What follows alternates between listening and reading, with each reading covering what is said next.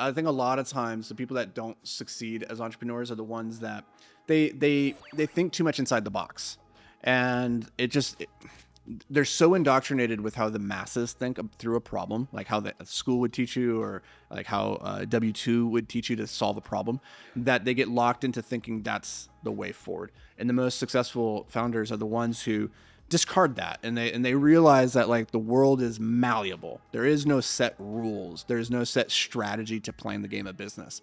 And so when I sat down with that student in particular, because him and I had a call leading up to that decision that he made, which was, okay, let's look at this scenario. He found himself in a really interesting position, like just for context for any of the listeners here, where he had some business partners who took advantage of him, and they stole the money and they did all sorts of horrible things, and it saddled him with hundreds of thousands of dollars of debt. Just absolutely a brutal situation. He was responsible for one side of the business. They were responsible for the other. They just like hung him out, left him high and dry, holding the bag, right? And so the first thing that you have to figure out there is like, he has all this debt and he's like, well, what do I do? It's going to take me forever to pay this off. And at the same time, it's creating all this stress and friction in my life, so that I can't allocate that time to my new business and growing and getting that thing to where I want it to be. And so the thing that him and I talked about was like, okay, what does bankruptcy look like in that situation? Because you have this model inside of your head right now that says, I have to pay that back. Right? Like you're obligated. And it's like, well, are there ways where maybe you wouldn't be? Right? And bankruptcy is a tool. There's chapter 7, chapter 11, chapter 13. I'd say every entrepreneur should get really familiar with how they can potentially use those to their advantage when things are like in those really rough situations. But in chess, we call this the hardest move to find, because in chess, the hardest move to find is almost always a knight that's retreating. Like the knight moves in a really weird way. If you guys have ever played chess, it moves like in this weird L and it hops. It's the only piece that does that in the game.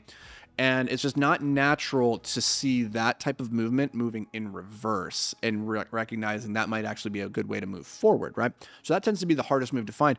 And in business, the hardest move to find is the one that flies contrary to what like the public opinion would say. And public opinion says like, oh, bankruptcy is a bad thing. Like, oh, you're a failure. That's because that's what they associate it with. But really, bankruptcy is a tool. It's a tool of the entrepreneur, and you don't necessarily want to have to use it, but there is a good likelihood, if on a long enough time frame you play this game, that you might need to. And so for him, it was like, okay, what's stopping you from just declaring bankruptcy? And he goes, well, I guess I kind of feel shitty about it. And it's like, yeah, that's an emotional thing. That's an emotional attachment. But why do you feel bad about that? Like, did you accrue this debt, or was that accrued by somebody else and then put onto you? And he's like, well, yeah. I was like, then it's not you. Right? He was like, yeah, that's a good point. And I was like, and even if it was you, like still, like what good does that do you for the rest of your life to be saddled by that? Right? So you need to start looking at and saying like, okay, I fucked up here, but like, should that be the thing that sticks with me until I die? Right? Maybe not. But for him in that situation, it's like, dude, this isn't your fault. This wasn't on you. And so there's no reason to burn yourself on the pyre and like make yourself a martyr and suffer for the next 10, 15 years trying to pay this thing back while also trying to build your other thing, right? And you probably do it a lot quicker than that. But so first, bankruptcy, what would that look like? Well, that's a pretty obvious move for a lot of people. So that's not thinking that far outside the box. But in his situation, like we go one step even further. And it's like, well, I have a wife. She's making good money. She has a good job. She has all this stuff, right? It's like, okay, what could we do to protect her in this situation? So then it led down the path of like, oh, preemptively divorce and then file for bankruptcy later, right? Long term, then it's like, okay, that might be the best strategy. And so, but again, why wouldn't people make that move? Social stigma, judgment. It's like very unintuitive. But if you're looking at like, how do we maximize the scarce resources that we have in this life to help us get to our goal? Like, is being married the goal? No, being together is the goal. Being married is just a function. It's just a way of expressing that, like from a legal perspective. But like, we have these ambitions, these things that we want to build in our life. Does that preclude us from getting to that place? No, we don't need to have this. And so they actually did a really interesting thing, which was like, okay, we're going to file for divorce, and then we're going to file for bankruptcy. We're going to get out from underneath of that debt and everything, and then keep building. And then in the future, they can always get back together or whatever. But yeah, I think the most successful entrepreneurs are always the ones that are willing to look into the places of life to find advantage that most people never even stop to entertain. Where they're like, no, it's so taboo. It's so taboo to even like broach the conversation of like divorce, to be like, oh, as a tactical maneuver, oh, because relationships and love shouldn't be a tactic. And it's like, why not?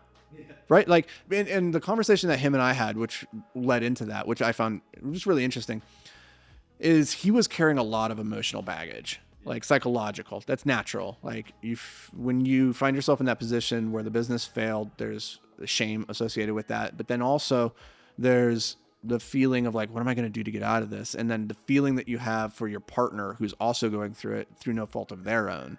And he was carrying a lot of baggage. And I was like, have you talked to your partner about this? Like actually told them what you're experiencing, how you're feeling, and how it's like impacting your mental health? And he's like, well, no, not really. I'm like, well, it seems like that would be a good starting point, right? Like, because right now you kind of projecting, oh, I feel like I need to go do this other thing.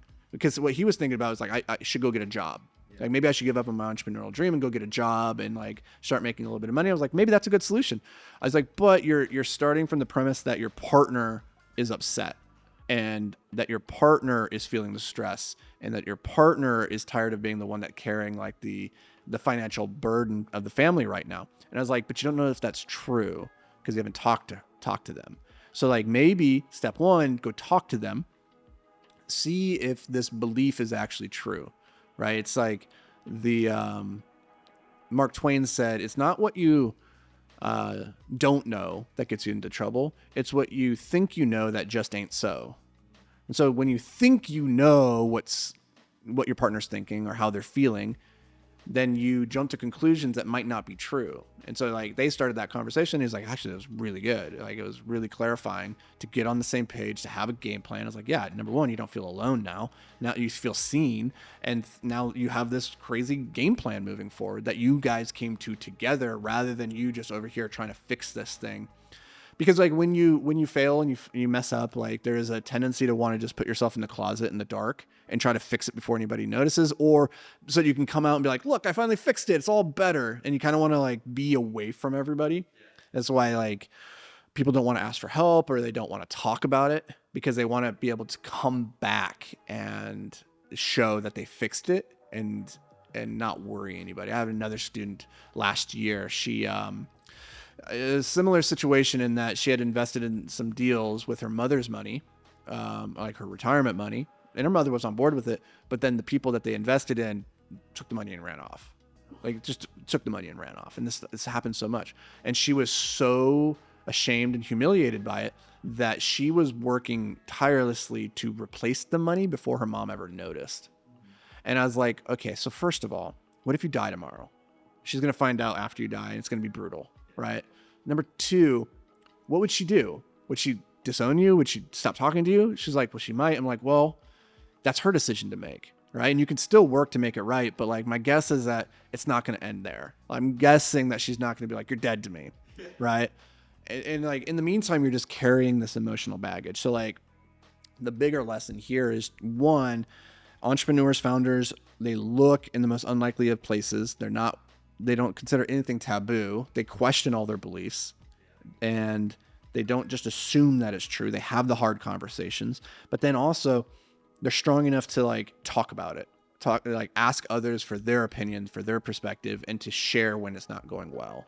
And I think part of my goal with the content that we create here is sharing that side of the journey more, because I think entrepreneurship online has it's always gold and great vibes, and it's not that way for the majority of the experience. It's actually quite hard. It's quite lonely. It's quite frustrating.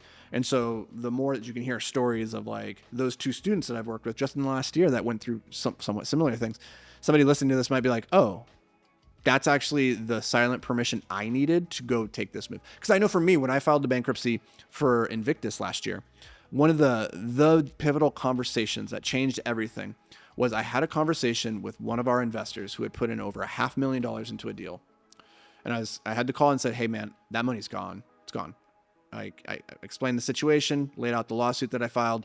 And I was like, here's the thing. And I was expecting him to be pissed.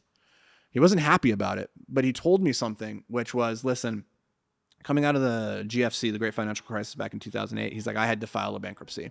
He's like, all my properties, he's like, I had hundreds. He was a, very big real estate investor. He's like, they were all underwater suddenly overnight, right?